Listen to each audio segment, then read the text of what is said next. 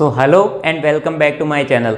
आज हम लोग क्लास 10th के लिए एक नए चैप्टर की शुरुआत करने वाले हैं। तो चैप्टर को स्टार्ट करने से पहले मैं कुछ बताना चाह रहा हूँ कि हमारा टारगेट क्या है इन सारे चैप्टर्स के पीछे। तो हमारा टारगेट सिर्फ और सिर्फ आपको मार्क्स दिलवाना नहीं है। हमारा टारगेट ये है कि आपको क्लास 10 से कुछ इस टाइप से रेडी करें कि आप लोग जब आगे जाओ तो बड़े आराम से कंपटीशन एग्जाम को भी क्रैक कर पाओ, उन सारी चीज़ों को बड़े आराम से समझ पाओ। तो यहाँ से हम आपके वैसे ही कंसेप्ट डेवलप कर रहे हैं जैसे आपको कंपटीशन एग्जाम या फिर अपने लाइफ में सफल बनाने के लिए चाहिए होते हैं। तो अगर मैं बात करूं इस वाले चैप्टर की, तो ये वाले जो दो चैप्टर है जो हमने क्लास 9th में पढ़े हैं वो बहुत काम आने वाले। इसके सारे के सारे वीडियोस हमारे चैनल पे अवेलेबल है। सो मैं आपसे रिक्वेस्ट कर रहा हूं कि आप इनके जो थ्योरी वाले पार्ट है, आपको एक्सरसाइज सॉल्व करने की जरूरत नहीं, थ्योरी वाले पार्ट्स है उनको एक बार समझ लीजिए और उनके अंदर जो कंसेप्ट है उसको समझिए और फिर इसको स्टार्ट कीजिए। आपको ये बड़े आराम से समझ में आ जाएगा। हम लोग बढ़ते हैं आगे एक छोटे से इंट्रो के बाद।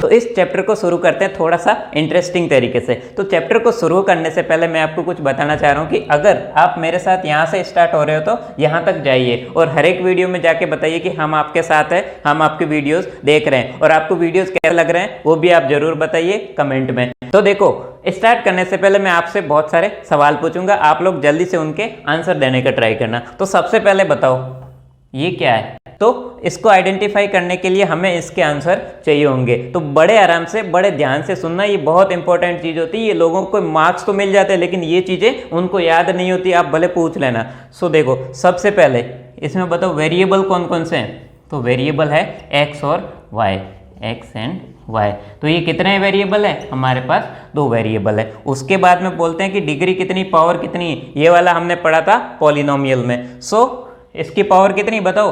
तो वेरिएबल की जो हाईएस्ट पावर होती है ना उसी को बोलते हैं डिग्री। सो हाईएस्ट पावर कितनी है, एक है। जब एक आता है ना तो उसको हम लोग बोलते हैं लीनियर, ठीक है, या फिर बोलते हैं रेखिक।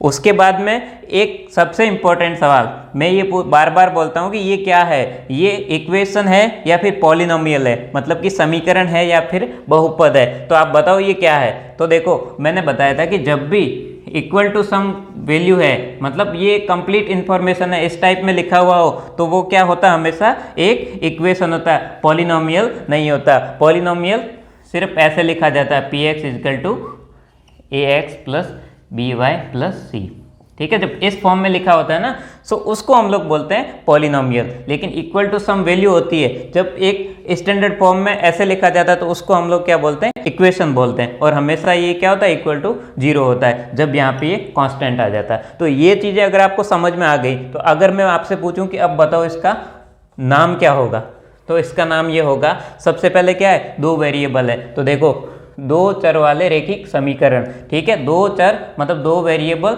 रेखिक क्यों है, क्योंकि इसकी डिग्री कितनी है, एक है। सो दो चर वाला क्या हो गया, ये रेखिक समीकरण। समीकरण क्यों हो गया, क्योंकि ये इक्वल टू 0 है, जो यहाँ पे मैंने बात की थी। तो यही ये चैप्टर है। ये चैप्टर हमने क्लास 9 में पढ़ा था। अब यहाँ पे एक टर्म नया ऐड हो गया, वो है पेयर, यानी कि युग्म। सो पेयर का क्या मतलब होता है, पेयर का मतलब होता है दो, ठीक है। जब इस टाइप के लीनियर इक्वेशन मेरे पास दो मिल जाएंगे तो हम लोग उसको क्या बोलेंगे, पेयर। तो अब आपको यहाँ से समझ में आ गया होगा कि क्लास 10th में हमें क्या करना है, क्लास 9th वाला जो पार्ट था उसी को कंटिन्यू करना है। और क्या करना है, किस में पढ़ना है, पेयर में पढ़ना है, मतलब युग्म में पढ़ना है। मतलब कि अब हम लोग जो एक इक्वेशन को लेके चल रहे थे, अभी हम लोग क्या करेंगे, दो दो इक्वेशन को साथ में लेके चलेंगे। तो इस वाले पार्ट को आप बिल्कुल भी स्किप मत कीजिए, पूरा देखिए। इसमें बहुत सारी ऐसी चीजें जो आप नहीं जानते और अभी सीखोगे इसमें। सो देखो, हम लोग क्या करें, एक एग्जांपल ले रहे हैं लीनियर इक्वेशन का। इसको हमने कैसे एक ज्योमेट्रिकली रिप्रेजेंट किया था वो सीखते हैं। तो जल्दी से स्टेप बाई तरीके से सीखते हैं। तो सबसे पहला स्टेप हमारा ये था कि इसको क्या करना होता है, हमें y की फॉर्म में लिखना होता है। जब y की फॉर्म में लिखना है, ये -3 इधर जाएगा क्या होगा, +3, और ये 3x इधर जाएगा तो क्या होगा, -3x। यहाँ जब इक्वल टू के इधर जाता है तो इसका सिंबल चेंज हो जाता है, क्लास 9 में पढ़ा हमने। सो ये हमारा होता है स्टेप 1। जब हम लोग बढ़ते हैं स्टेप 2 की ओर तो हमें क्या करना होता है, इस वाले लीनियर इक्वेशन के कुछ सॉल्यूशंस लिखने होते हैं, मतलब कुछ हल लिखने होते हैं। सो देखो कैसे लिखते हैं हम लोग। तो यहाँ पे लिखते हैं x और एक टेबल बनाते हैं x और y की। उसके बाद में x की कोई वैल्यू अज्यूम करते हैं। तो मान लो मैंने x का वैल्यू ले लिया 0। सो 3 - 3 × 0 कितना हो रहा है, 3 माइनस 0 मतलब 3। उसके बाद में यहाँ पे मैं लूँगा x की वैल्यू 1, तो ये वाली आएगी 3 माइनस 3 इंटू 1। बताओ कितना होगा?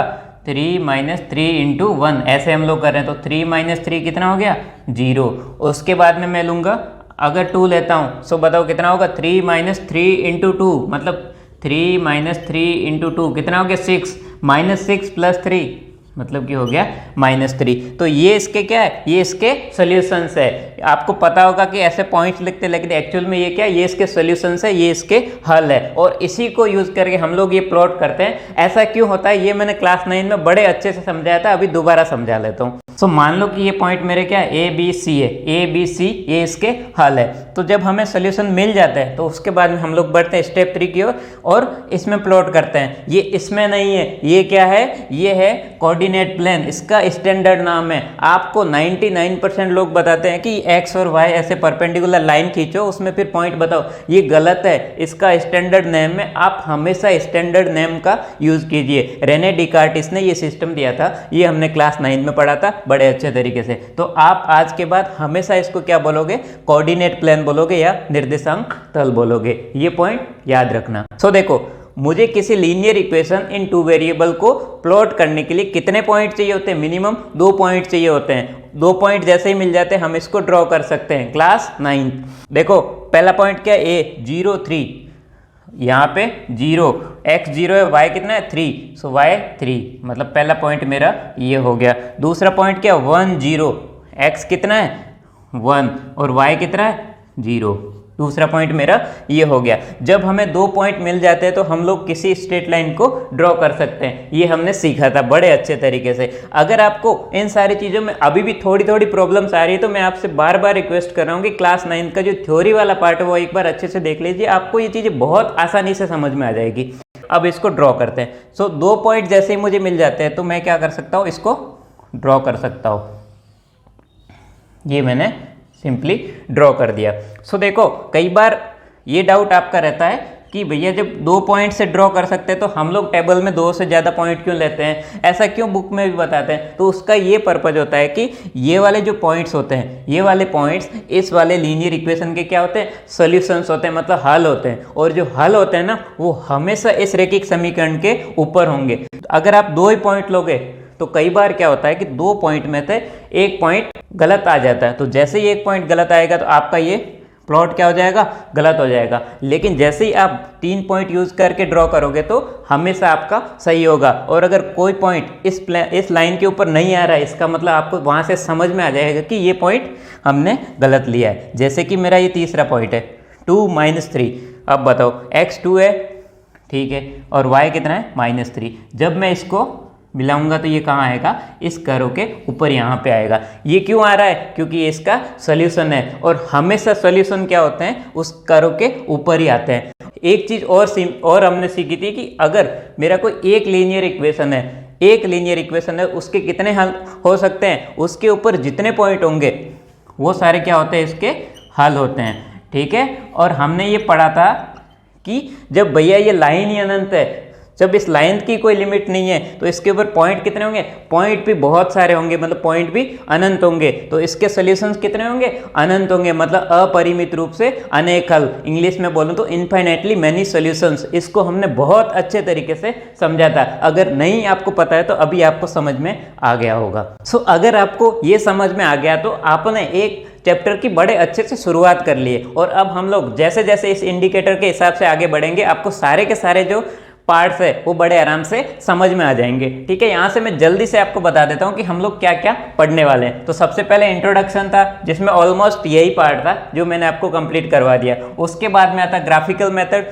मतलब कि ग्राफ के हिसाब से इसको कुछ सॉल्व करना होता है। ग्राफिकल और एल्जेब्रिक में मैंने बताया था डिफरेंस, कि जब हम लोग इक्वेशंस को ऐसे लिखते हैं A X B Y, A B C और एक्स वाई की टर्म में लिखते हैं तो उसको क्या बोलते हैं? Algebraic form. जब इसको लेके हम लोग सॉल्यूशंस निकालते हैं, ये सारा जो काम करते हैं वो किस में आता है? वो आता है एल्जेब्रिक मेथड्स में आता है, मतलब बीजीय रूप से इसको हिंदी में बोल सकते हो। तो ऐसे स्टडी करना मतलब एल्जेब्रिक। और ग्राफिकल का मतलब, ग्राफिकल में क्या? ग्राफ है। सो हम लोगों को ये वाली जो इक्वेशंस होती है, जब हम लोग इनको ग्राफ के फॉर्म में स्टडी करते हैं तो उसको क्या बोलते हैं, ग्राफिकल मेथड। उसके बाद में चौथा पार्ट है रिड्यूसिबल इक्वेशंस।